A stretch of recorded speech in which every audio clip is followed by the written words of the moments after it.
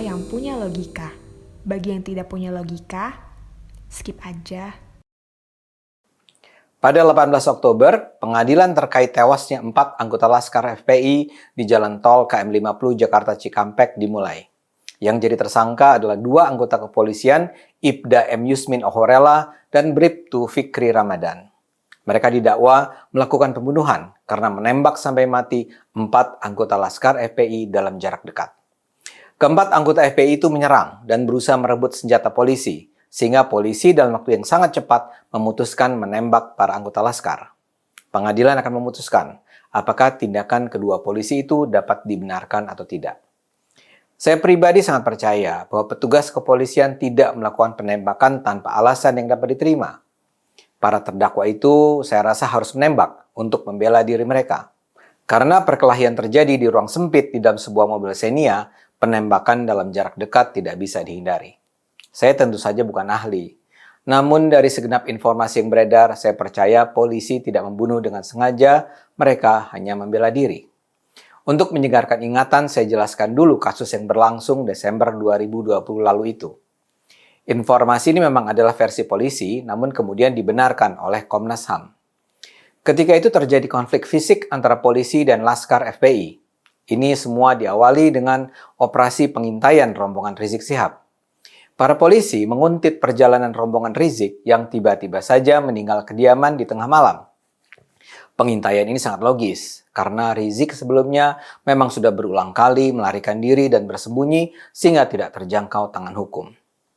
Di tengah perjalanan di jalan tol, tim Laskar FPI menyerang polisi. Pada awalnya dengan sekedar memepet mobil polisi, tapi belakangan diikuti dengan aksi penyerangan terhadap mobil polisi. Tim Laskar FPI bahkan berhasil membawa 2 mobil polisi menjauh dari rombongan Rizik dan masuk ke daerah sepi. Di titik tertentu setelah menunggu sekian lama, mereka menabrak dan menembaki mobil polisi. Polisi balas menembak sehingga kemudian terjadi kejar-kejaran ala film Hollywood. 2 dari anggota Laskar tewas dalam aksi baku tembak itu. 4 sisanya tertangkap di rest area KM 50 Jalan Tol Jakarta Cikampek.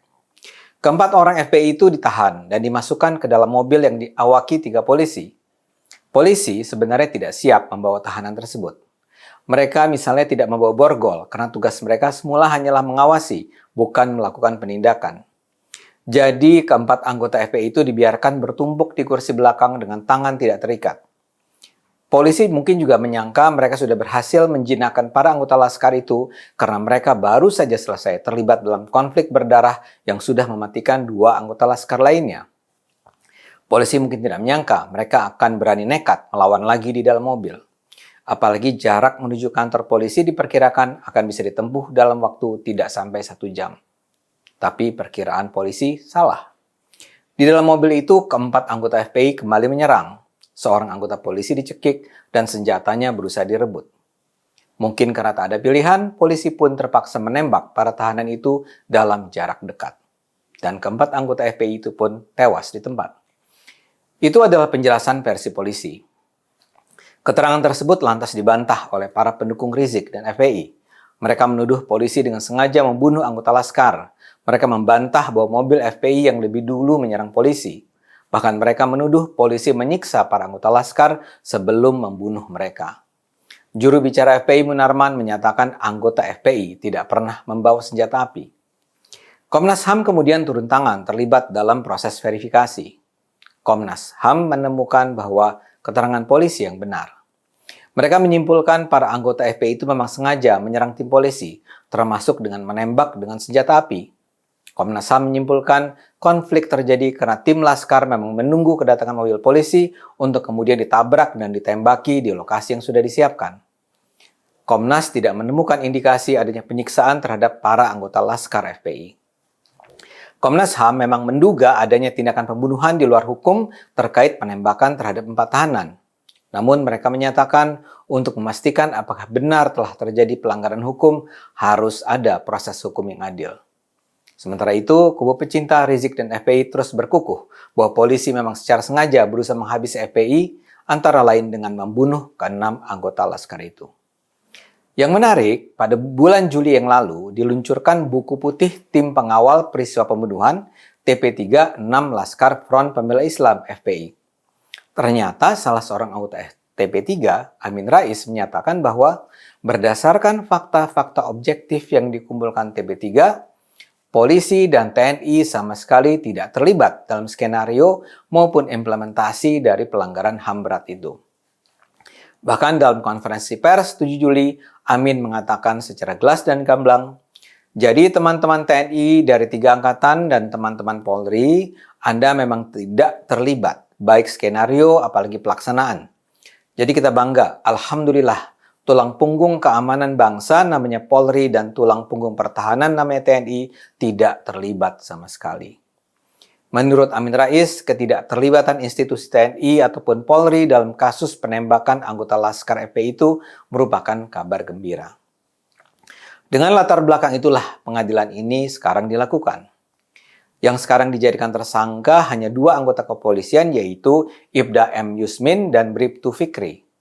1 anggota kepolisian lain yang terlibat dalam kasus tersebut, yaitu Elwira Priyadi Sendrato, sudah meninggal dunia pada Januari 2021. Jaksa penuntut umum Z. Tadung Alo mendakwa penembakan 4 anggota Laskar itu tidak sesuai standar operasional prosedur. Salah satu kesalahan Yusmin dan Fikri adalah membiarkan keempat anggota Laskar FPI tidak diborgol dan diikat, baik sendiri-sendiri ataupun diikat tangan masing-masing secara berantai. Padahal, kata jaksa, keempat anggota Laskar itu sebelumnya sudah terlibat dalam kejar-kejaran dan baku tembak dengan polisi. Jaksa mengatakan ketika para anggota Laskar itu berusaha menyerang polisi dan merebut senjata api, seharusnya polisi menepikan dulu mobil untuk mengatasi serangan. Polisi seharusnya hanya menembak untuk melumpuhkan para pelaku, bukan dengan menembak ke sasaran yang mematikan.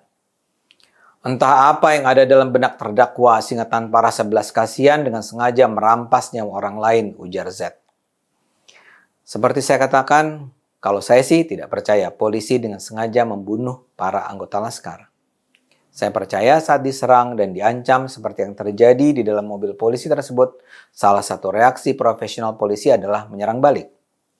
Semua saya percaya berlangsung dengan sangat cepat, to kill or to be killed. Pengadilan masih akan berlanjut. Saya percaya kebenaran akan menemukan jalannya. Mari terus dukung polisi kita dengan akal sehat. Terus gunakan akal sehat, karena hanya kalau kita gunakan akal sehat, negara ini akan selamat.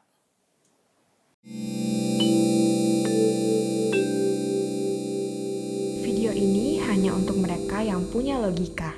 Bagi yang tidak punya logika, skip aja.